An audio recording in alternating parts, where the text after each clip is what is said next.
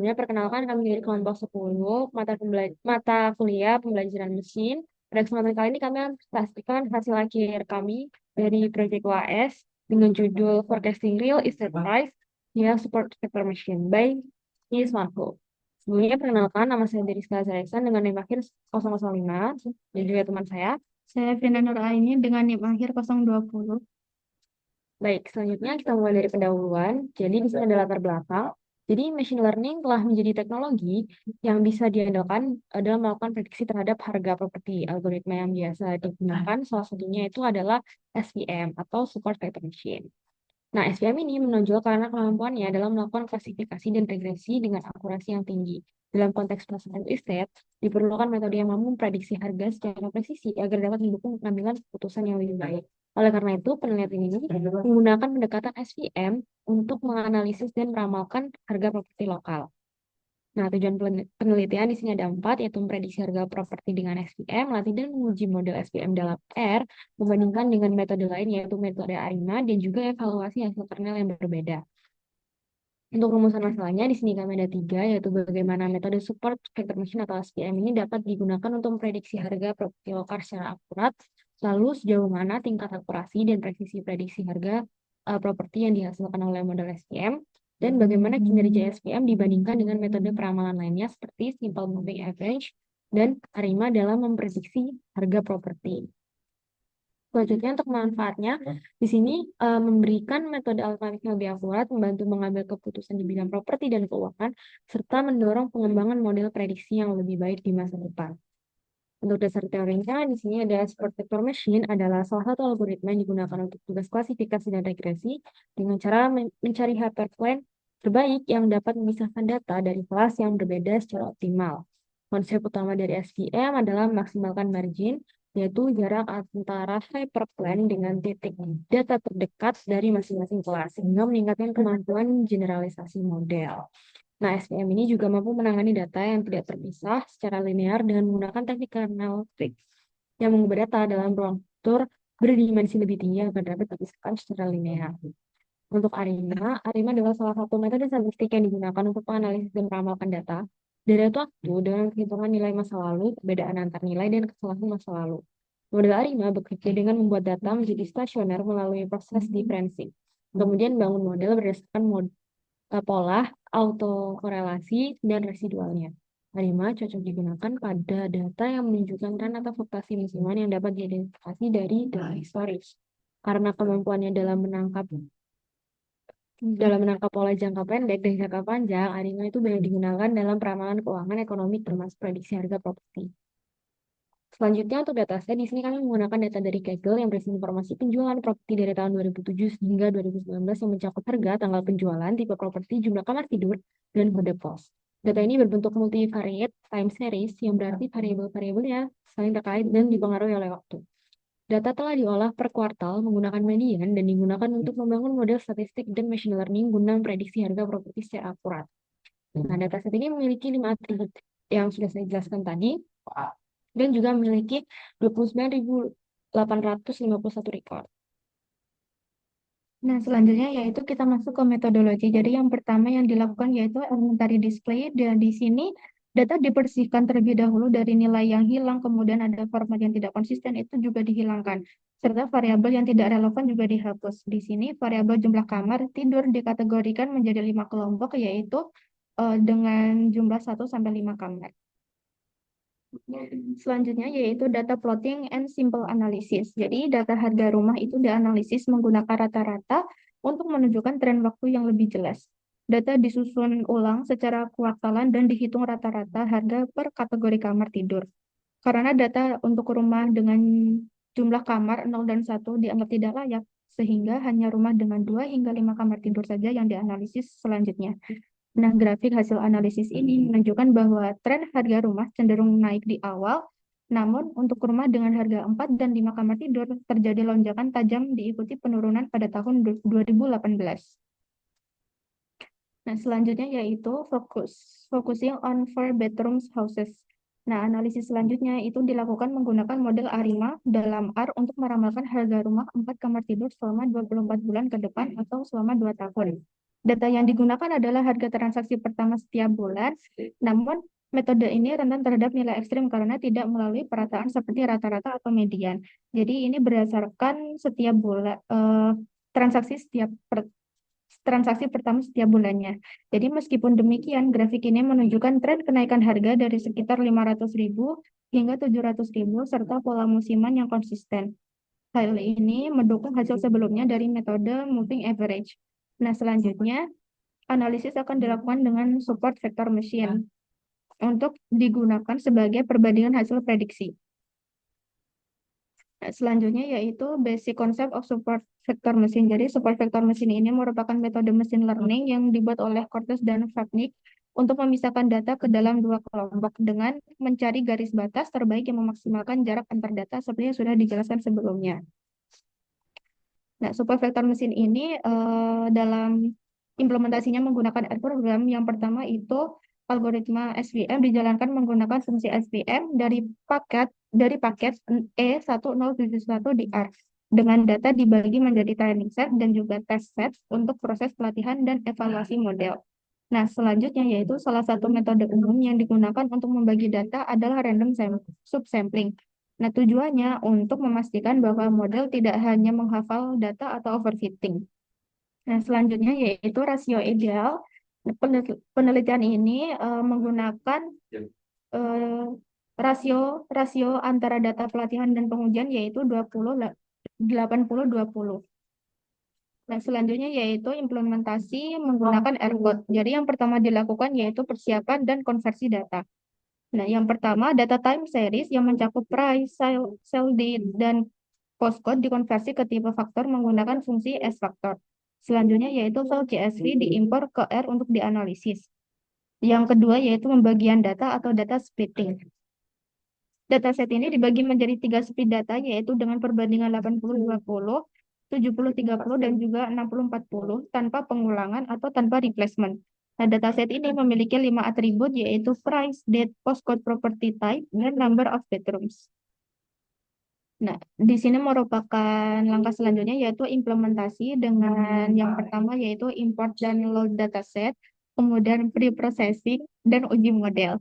Nah, yang pertama yaitu load dan processing data terlebih dahulu. Jadi di sini merupakan proses di mana menghapus menghapus rumah dengan jumlah kamar yang kurang dari 2 karena dianggap tidak logis. Lalu di sini juga menghapus data rumah dengan harga nol atau negatif karena jelas bukan data yang valid. Jadi harga dengan harga lebih dari nol itu dilakukan untuk analisis selanjutnya. Dari dataset tersebut hanya diambil 2 kolom untuk pembuatan model SVM nanti yaitu kolom bedrooms yaitu jumlah kamar tidur dan price yaitu harga rumah. Selanjutnya yaitu model SVM dengan 4 kernel. Jadi di sini kita melakukan uji dengan 4 kernel yaitu linear, radial, polinomial, dan juga sigmoid. Nah, pada tahap ini kita menggunakan speed data yang pertama yaitu 80-20 sesuai dengan yang ada di jurnal. Jadi pada uji coba ini akan melatih 4 model SVM berdasarkan jenis kernel tersebut. Selanjutnya yaitu melakukan evaluasi model. Jadi di sini akan ditampilkan pengukuran kinerja model SVM dengan 2 metrik yaitu MSD atau Mean Squared Error atau seberapa jauh prediksi dari nilai asli dan R squared atau seberapa baik model menjelaskan variasi dalam data.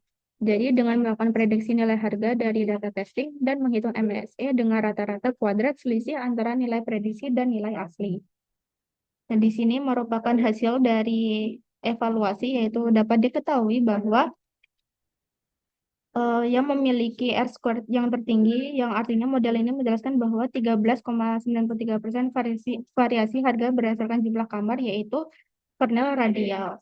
Dan juga yang terburuk yaitu sigmoid karena kernel dan MSC yang sangat besar yang artinya gagal total dan R squared yang negatif. Nah, di sini merupakan code untuk melakukan visualisasi. Di sini terlihat bahwa sumbu X atau horizontal adalah jumlah kamar dan sumbu Y atau vertikal adalah harga rumah. Jadi titik abu-abu ini merupakan data asli rumah dari dataset untuk masing-masing kamar, sedangkan tanda X biru adalah nilai prediksi rata-rata harga rumah yang dihasilkan oleh model SVM di setiap jumlah kamar. Jadi pada SVM linear kernel dapat dilihat bahwa kamar dengan rumah dengan jumlah kamar 2 X biru ada di harga rendah, itu artinya model memprediksi harga rumah kecil, dan kamar 5 X biru lebih tinggi yang mengartikan bahwa harganya juga lebih tinggi. Begitu pula dengan SVM radial kernel. Nah, di sini ada polinomial kernel dan juga sigmoid. Selanjutnya yaitu kita mencoba menggunakan speed data 75 menggunakan speed data 60-40. Jadi pada tahap ini kita mengambil secara acak 60% indeks dari data untuk dijadikan data training dan sisa 40% data dijadikan sebagai data testing. Nah, selanjutnya yaitu di sini kita menampilkan kembali hasil evaluasi. Jadi dapat diketahui bahwa model terbaik tetap radial kernel karena memiliki MSE terkecil dan memiliki R-squared tertinggi yaitu 15,85%. Dan juga yang terburuk masih sama yaitu sigmoid kernel dengan MSE yang sangat besar yang artinya gagal total dan R-squared yang negatif. Nah, di sini merupakan hasil visualisasinya.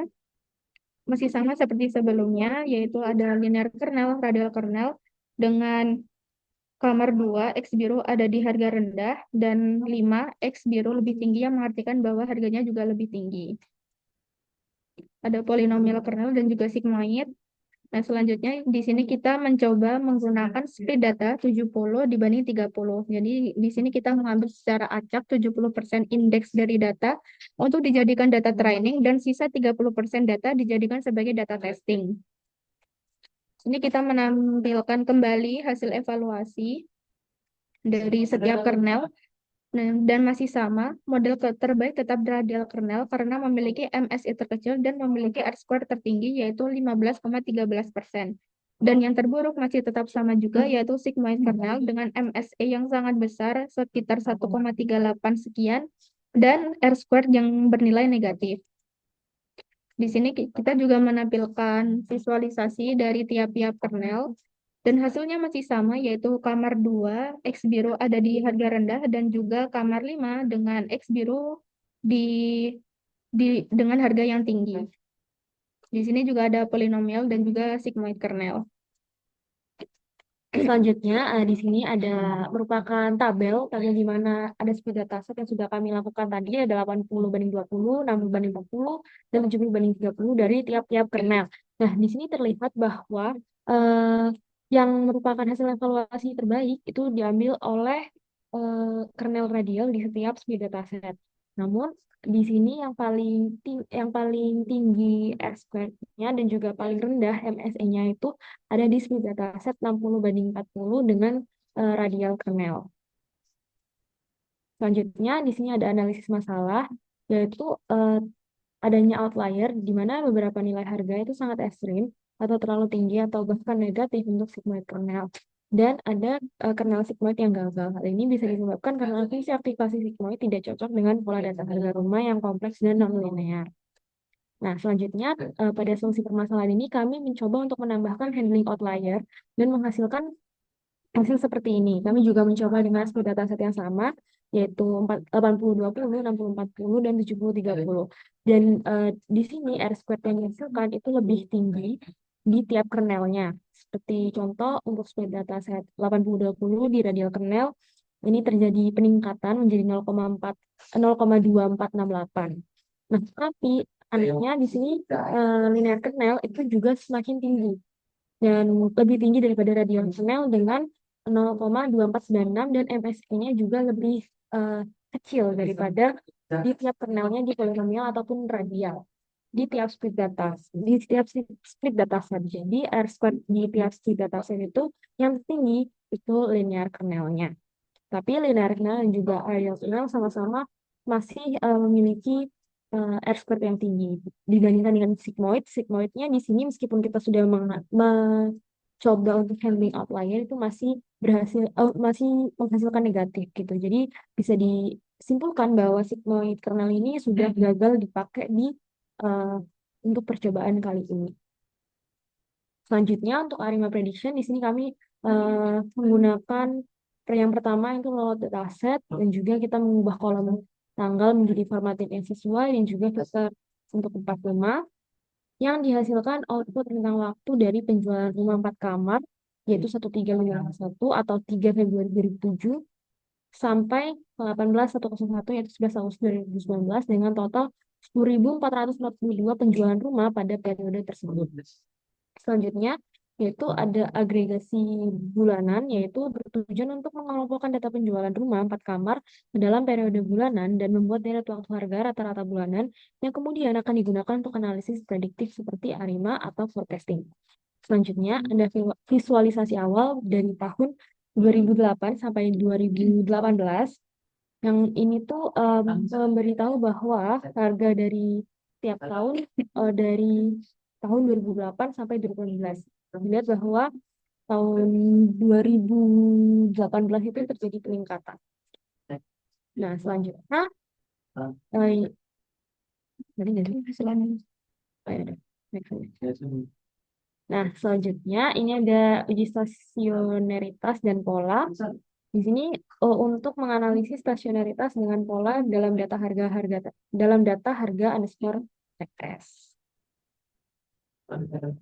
Nah, di sini di sebelah kiri itu ada data asli yang menunjukkan harga rumah dari 2008 hingga 2016 yang terlihat volatilitas tinggi pada awal periode 2008 hingga 2009, lalu stabil dengan fluktuasi kecil setelah 2010. Dan harga cenderung mendatar dengan kisaran antara 400.000 hingga 800.000 dolar. Lalu yang di kanan itu ada ACF atau data asli. Grafik kanan atas memperlihatkan nilai ACF yang menurun perlahan dari level 0 dan sebagian besar berada di atas batas signifikansi. Ini menunjukkan adanya autokorelasi positif yang kuat mengindikasikan data tidak stasioner. Lalu ada PACF, ini menunjukkan signifikan pada leg 1, sementara leg berikutnya berada dalam batas normal. Hal ini mendukung kemungkinan model ARKP. Selanjutnya adalah ARIMA prediction atau pemodelan dengan ARIMA. Nah, di sini ada pemilihan model, yaitu kode digunakan untuk memilih model ARIMA secara otomatis. Kalau jumlah data itu lebih dari 20, maka model yang dipilih akan pertimbangan pola musiman atau seasonal. Lalu untuk fungsi auto ARIMA, ini mencoba berbagai kombinasi parameter, yaitu parameter ARIMA, yaitu PD dan juga Q, untuk mencari model terbaik berdasarkan nilai AIC dan atau BIC. Dan model yang terpilih adalah ARIMA dengan parameter ARIMA 3110012. Model yang terpilih punya komponen non musiman ARIMA 311 artinya 3 parameter R, 1 kali diferensi dan 1 parameter MA. Sementara komponen musiman atau seasonal hanya punya 1 parameter MA dengan 12 periode 12 atau bulanan. Ini menunjukkan model mampu mengenali pola tahunan tapi pola musiman yang sederhana saja. Lalu koefisien model, koefisien air pertama dan kedua nilainya kecil, artinya pengaruhnya lemah. Air ketiga agak lebih kuat, MA pertama justru paling dominan dengan nilai min 0,75. Di sisi seasonal, MA musiman juga cukup berpengaruh dengan nilai sekitar 0,30 secara umum, dan ini menunjukkan model lebih mengandalkan pola MA dibanding KN. Lalu untuk evaluasi model, nilai error mendekati 0, artinya model tidak bias atau RMSE sekitar 61.000 menunjukkan rata-rata kesalahan prediksi. Nilai MAP sekitar 14,95%, berarti tingkat akurasi model cukup baik dan autokorelasi residual sama atau ACF1 juga sangat rendah, artinya error model tidak saling berkaitan yang merupakan hal baik dengan ARIMA. Selanjutnya, untuk prediksi 24 bulan ke depan atau 2 tahun ke depan. Nah, untuk ini, kode R ini memprediksi harga rumah untuk 2 tahun ke depan menggunakan model time series dengan fungsi forecast yang menghasilkan prediksi beserta interval kepercayaan 80% dan 95%. Hasilnya divisualisasikan dalam grafik dengan garis biru untuk prediksi utama, area biru muda untuk interval 80%, dan abu-abu muda untuk interval 90%. Grafik ini membantu melihat tren harga, ketidakpastian prediksi, apakah interval ini semakin lebar seiring waktu, dan pola jangka panjang. Baik, selanjutnya yaitu di sini analisis prediksi harga rumah 4 kamar dari 24 bulan ke depan. Jadi data historis ini berasal dari tahun 2007 hingga 2019, kemudian prediksi yaitu di tahun 2020 hingga 2021.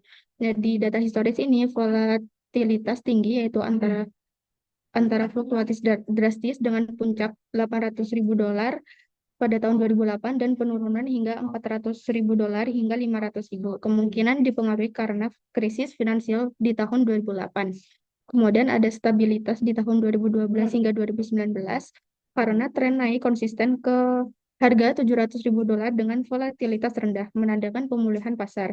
Kemudian di data prediksi di tahun 2020 hingga 2021 yaitu di tren penurunan bertahap dari 700.000 dolar ke 600.000 hingga 650.000 dolar. Kemudian ada ketidakpastian juga, yaitu sekitar 80% CI, yaitu kurang lebih di 50.000 dolar, yaitu rentang lebih sempit dan keyakinan itu moderat. Kemudian ada 95% CI, yaitu sekitar kurang lebih 100.000 hingga 150.000 dolar, yaitu rentang lebar, terutama di akhir periode yang menunjukkan ketidakpastian itu meningkat. Nah, kemudian ini ada visualisasi terpisah. Jadi di sini ada data historis yang berwarna hijau, kemudian ada visualisasi hasil prediksi yaitu yang bawah dengan warna warna grafik merah.